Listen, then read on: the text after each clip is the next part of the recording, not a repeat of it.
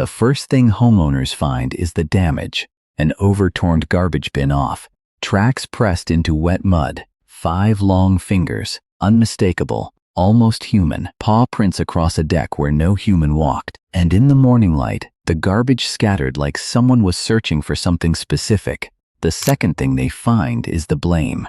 It is always the same suspect: the bandit mask, the ringed tail, the animal everyone has already decided is guilty before the sun comes up. But the third thing, the thing almost no homeowner thinks to look for, is what the suspect was doing in the 3 hours before it ever touched that garbage can. That is where the real case begins. The subject of this investigation is Procyon lotor, the common raccoon. And the first thing worth noting is the scientific name itself. Lotor comes from Latin, meaning one who washes. The name was assigned by German taxonomist Fried Reich in 1777, and it was not assigned lightly. Reich had observed something about this animal that most people still do not know. Raccoons possess a compulsive relationship with water that goes far beyond hygiene, but we will return to that piece of evidence. For now, consider the suspect as a whole. Adult raccoons weigh between 10 and 30 pounds, depending on region and season, with some northern populations reaching 35 pounds before winter. They are native to North and Central America, but over the past century they have been introduced to Europe, Japan, and the Caucasus, where they have established breeding populations. With a persistence that has frustrated wildlife managers, for decades they are everywhere. And almost everyone who encounters them believes they know exactly what they are: a pest, a nuisance, a trash animal with a clever face.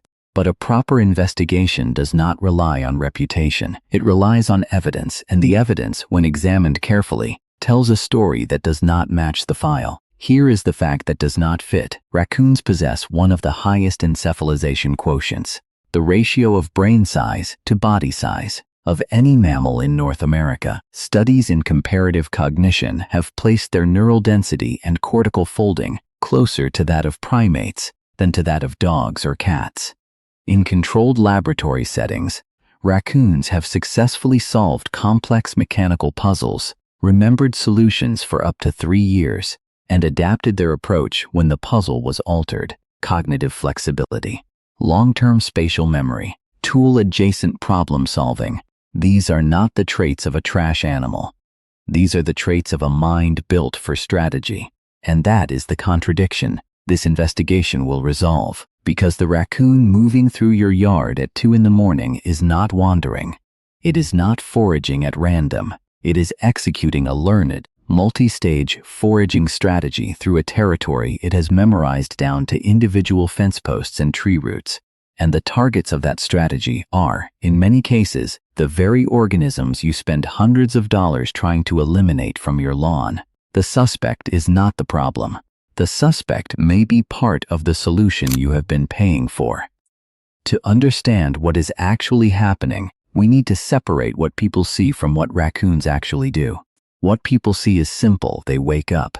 They find a mess. The garbage is spread across the driveway. A bird feeder is empty. There are muddy prints on the porch railing. The evidence is concrete, visual, and immediate.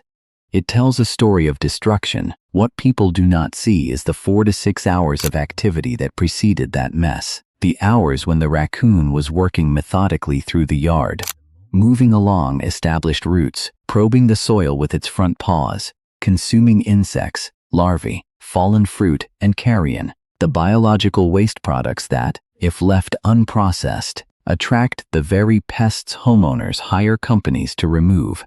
The case against the raccoon is built on the last 5 minutes of its night. The case for the raccoon is built in the first 5 hours. And the evidence for that case has been quietly accumulating for decades in peer-reviewed studies on raccoon diet, movement, and cognition.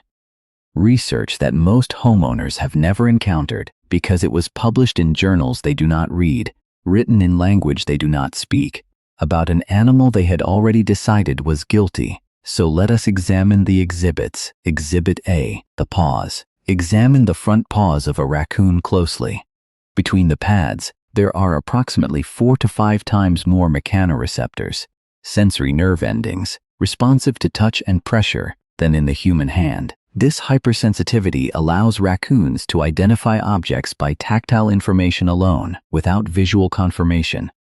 In water, this sensitivity increases further because the moisture softens the hard layer of skin on the paw pads, dramatically increasing tactile resolution. This is why raccoons are frequently observed washing their food. The behavior, called dousing, is not cleanliness. It is an act of sensory enhancement. The raccoon is not cleaning the food.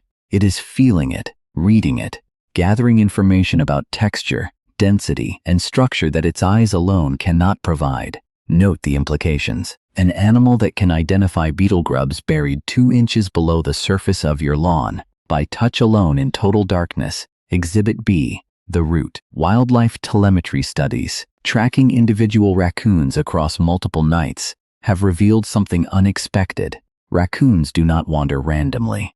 They follow established foraging routes, circuits that connect high-value food locations across their home range, which typically spans 40 to 165 acres in urban environments. Depending on resource density, they check the same fence lines. They return to the same tree hollows. They revisit the same garden corners where the soil soft and the grubs are plentiful. Observe the pattern.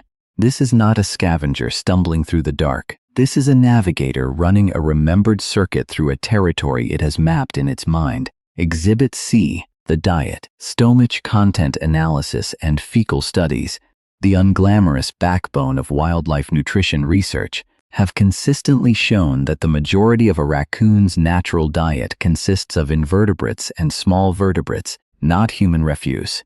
In residential yards, this means beetle larvae, grubs, crickets, earthworms, snails, and occasionally small rodents. Seasonally, this expands to include fruits, nuts, and berries. The garbage can is not the primary food source. It is a supplement, an opportunistic add-on when natural foraging is less efficient than raiding a bin someone left unlatched. And here is the critical cross-reference. Grubs, the larvae of Japanese beetles, June beetles, and chafer beetles, feed on the root systems of grass. A heavy grub infestation can kill large patches of lawn by severing the roots from the soil, leaving dead, brown turf that rolls up like carpet. Homeowners spend millions of dollars annually on grub control applications, chemical treatments applied to the same soil that raccoons are probing, for free, every night. The raccoon is not destroying your lawn. In many cases, it is eating the thing that was already destroying it. Exhibit D. The cleanup cross referenced this with carrion removal. When a bird dies in your yard, or a squirrel, or a mouse, the body begins decomposing within hours. In summer temperatures, the process accelerates. Within 24 hours, blowflies arrive. Within 48, the carcass becomes a breeding site for maggots, a beacon for yellow jackets, and an attractant for rats and other scavengers drawn to the scent of decay. A raccoon that encounters and consumes a small dead animal before that decay chain begins has, in effect, interrupted an entire sequence of pest attraction. It has removed the bait that would have drawn the very animals you fear most into your yard. Note the timing. The removal happens at night. The benefit: the absence of flies, the absence of rats, the absence of a rotting carcass on your property, is invisible by morning. You never see the disaster that did not happen. You only see the paw prints. Exhibit E. The memory. In cognitive studies, raccoons have demonstrated long-term spatial memory that rivals that of monkeys in certain tasks. In one frequently cited experimental paradigm, raccoons were presented with an array of locked boxes, each requiring a different mechanical solution to open. The raccoons not only solved the boxes, they remembered the solutions when tested again months later, and they adapted their approach when the locks were changed. Now map that onto the yard. The raccoon in your backyard is not operating on instinct alone. It is running a learned program, refined across hundreds of nights, updated with new information, adjusted for seasonal changes in food availability. It knows where the grubs were last September. It knows which tree drops fruit in August. It knows the fence gap that leads to the compost pile, and it knows whether that compost pile has been worth the effort on previous visits. This is not instinct. This is strategy encoded in memory and transmitted, in part, across generations. Exhibit F, the teaching, because raccoon mothers teach their young. Juvenile raccoons remain with their mothers for up to a year, during which they follow her on nightly foraging routes, learning the territory, the techniques, the sequence of checkpoints.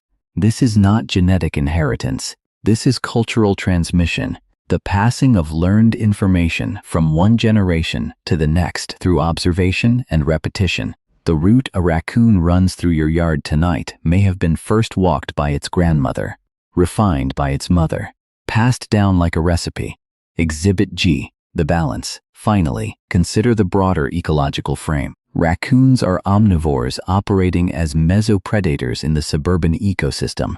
Their diet flexibility allows them to shift prey targets seasonally, preventing any single insect or small animal population from exploding unchecked. In yards where raccoons forage naturally, the pressure on grub populations, snail populations, and small rodent populations is constant and free. This does not make them a pest control service. They are wild animals, and their relationship with human infrastructure can cross into genuine conflict, attic intrusions, property damage, including raccoon roundworm. These are real risks. But the investigation requires fairness, and the fair conclusion is this: a raccoon foraging naturally through your yard is performing ecological work that predates and replaces a portion of what homeowners pay for. The garbage can is the exception. The soil is the rule. When I first connected these dots, I genuinely sat back in my chair. I had grown up with the same story everyone else did.